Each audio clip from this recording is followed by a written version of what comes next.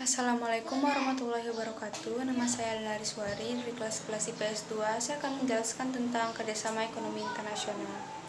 Kerjasama ekonomi internasional adalah kerjasama yang dilakukan oleh dua negara atau lebih dalam bidang ekonomi dan saling menguntungkan. Yang A. Konsep kerjasama ekonomi internasional. Yang pertama, faktor yang mempengaruhinya, yaitu letak geografis.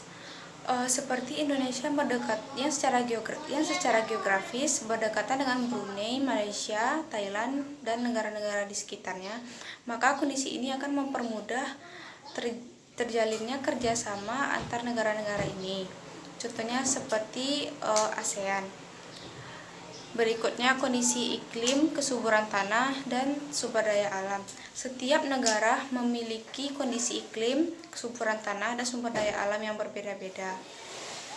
Seperti negara subtropis yang cocok untuk peternakan sapi, domba, sedangkan negara tropis cocok untuk pertanian seperti menanam rempah-rempah, padi, dan lainnya. Maka kedua negara ini akan saling melengkapi satu sama lain, dan kondisi ini akan memperbesar terjadinya kerjasama ekonomi internasional. Selanjutnya, tuntutan era globalisasi. Tuntutan era globalisasi yaitu dengan berkembang pesatnya teknologi seolah-olah membuat dunia ini seolah-olah tanpa batas. Masyarakat bisa berkomunikasi satu sama lain dari berbagai penjuru dunia. Maka kondisi tersebut menandai dengan pertukaran teknologi, ilmu pengetahuan, dan barang dan jasa. Selanjutnya, keinginan untuk memperoleh dukungan negara lain. Dukungan yang dimaksud yaitu bekerjasama dalam bidang militer, pertahanan, dan keamanan. Negara yang lemah akan bekerjasama dengan negara yang lebih kuat. Itu akan membuat negara yang lemah ini bisa menjadi berkembang. Selanjutnya, sistem ekonomi. Persamaan sistem ekonomi kedua negara akan mempermudah terjadinya kerjasama antar dua negara. Begitu pula sebaliknya. Jika tidak sama, maka akan mempersulit terjadinya kerjasama antar negara. Selanjutnya, ideologi dan sistem politik. Seperti negara Korea Utara dan Korea Selatan yang memiliki sistem politik dan ideologi yang berbeda, maka itu akan menghambat terjadinya kerjasama antar dua negara tersebut. Selanjutnya, yang kedua, manfaat dan tujuan kerjasama ekonomi internasional. Tujuan dari kerjasama ekonomi internasional adalah: yang pertama, meningkatkan perekonomian suatu negara, memperbaiki taraf hidup suatu bangsa. Yang ketiga, memelihara perdamaian dan ketertiban dunia. Dan yang keempat, mempererat persahabatan antar negara. Yang kelima, untuk memenuhi atau melengkapi kekurangan dan kebutuhan antar negara. Dan selanjutnya, untuk mencegah berlakunya peraturan yang menghambat perdagangan antar negara. Selanjutnya, manfaat dari kerjasama ekonomi internasional. Meningkatkan devisa suatu negara karena adanya kegiatan ekspor dan impor. Dan jika nilai ekspor itu tinggi, maka akan menambah devisa negara. Yang kedua, banyaknya barang yang diekspor ke luar negeri sehingga menuntut tenaga kerja untuk meningkatkan kualitasnya. Yang ketiga, tingkat permintaan barang dan jasa. Banyaknya tingkat permintaan barang dan jasa akan menekan biaya per unitnya. Dan yang keempat, Indonesia dapat dengan mudah mendapatkan bahan baku dan akan membantu atau mempercepat proses produksi. Yang kelima, kerjasama berbagai bidang dapat menciptakan atau memperbanyak lapangan kerja sehingga menekankan angka pengangguran. Dan yang keenam, banyaknya modal asing sehingga kegiatan ekonomi di Indonesia berjalan dengan lancar. Dan yang ketujuh, Indonesia dapat menimba ilmu atau teknologi yang baru di negara-negara yang berkembang. Dan yang kedelapan, negara dapat mengimpor barang tertentu dan apabila diproduksi sendiri harganya akan menjadi mahal. Dan yang kesembilan, dapat memperkuat daya tawar Indonesia di mata internasional. Dan yang kesepuluh, ketimpangan antara negara maju dan negara berkembang akan berkurang. Selanjutnya, bentuk dan bidang kerjasama ekonomi internasional. Yang pertama, bentuk kerjasama ekonomi internasional, yaitu bentuk kerjasama bilateral. Bentuk kerjasama bilateral adalah kerjasama antar dua negara, contohnya Indonesia dan Korea Selatan.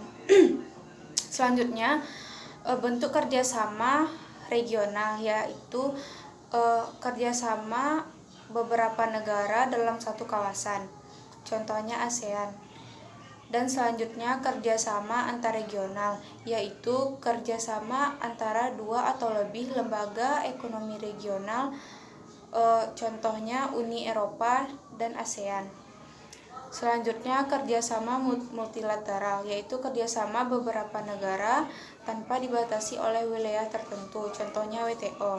Dan yang terakhir, kerjasama ekonomi berdasarkan tujuan dan lapangan usaha. Tujuan dibentuknya memang untuk atas dasar tujuan dan lapangan usaha, contohnya OPEC, OECD. Dan selanjutnya, bidang kerjasama ekonomi antar negara. Yang A, kerjasama perdagangan, merupakan forum kerjasama antar negara yang berkaitan dengan bidang perdagangan. Selanjutnya, yang B, kerjasama produsen, merupakan forum kerjasama antar negara yang berkaitan dengan penghasilan produk tertentu, contohnya OPEC, AN, RPC. Selanjutnya, kerjasama keuangan. Kerjasama ini dibentuk dengan tujuan memberikan bantuan keuangan bagi negara-negara anggota, contohnya ADB dan IB. Selanjutnya, kerjasama pasar bersama, yang dimaksud untuk menciptakan perdagangan bebas tanpa adanya peraturan yang dapat merugikan, contohnya AFTA dan NAFTA. Dan yang terakhir, kerjasama antar ketenaga kerjaan, seperti pertukaran tenaga kerja antar negara, contohnya ILO. Selanjutnya, C, lembaga kerjasama ekonomi internasional. Yang pertama, lembaga kerjasama ekonomi regional. Yang A, masyarakat ekonomi ASEAN atau MEA, dibentuk untuk mewujudkan integrasi ekonomi negara ASEAN, yaitu tercapainya wilayah ASEAN yang aman dengan dinamika pembangunan lebih tinggi dan terintegrasi. Yang B, ASEAN Development Bank atau ADB, dibentuk pada 22 Agustus 1966 dengan tujuan untuk memberikan bantuan kepada negara-negara Asia yang sedang dalam masa pembangunan. Yang C, South Association for Regional Cooperation atau SAARC, dibentuk pada 8 Desember 1985 dengan tujuan untuk mendorong pertumbuhan perekonomian negara-negara di Asia Selatan. Selanjutnya, Uni Eropa. Tujuan dibentuk Uni Eropa yaitu untuk menghilangkan hambatan dalam perdagangan bebas, untuk memajukan kehidupan ekonomi dan sosial masyarakat Eropa dan memobilisasi potensi ekonomi. Dan yang kedua, lembaga kerjasama ekonomi internasional. Yang A, Bank Dunia. Bank Dunia merupakan badan khusus PBB di bawah naungan ECOSOC.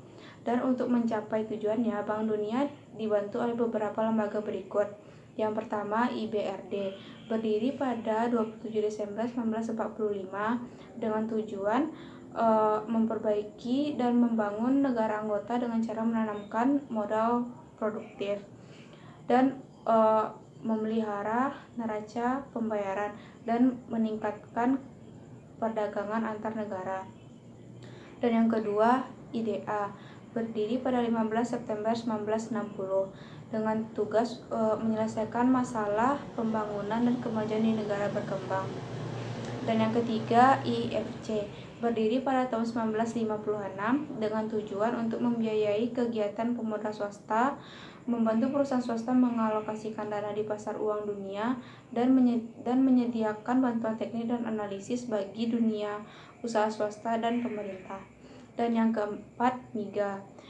MIGA berdiri pada tahun 1985. MIGA mempromosikan penanaman modal di negara-negara berkembang dengan tujuan untuk menekankan angka pengangguran dan meningkatkan kesejahteraan hidup di negara berkembang.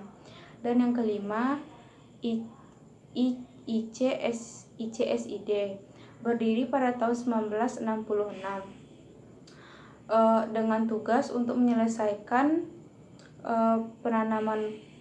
menyelesaikan perselisihan antara penanaman modal pemerintah dengan negara asing.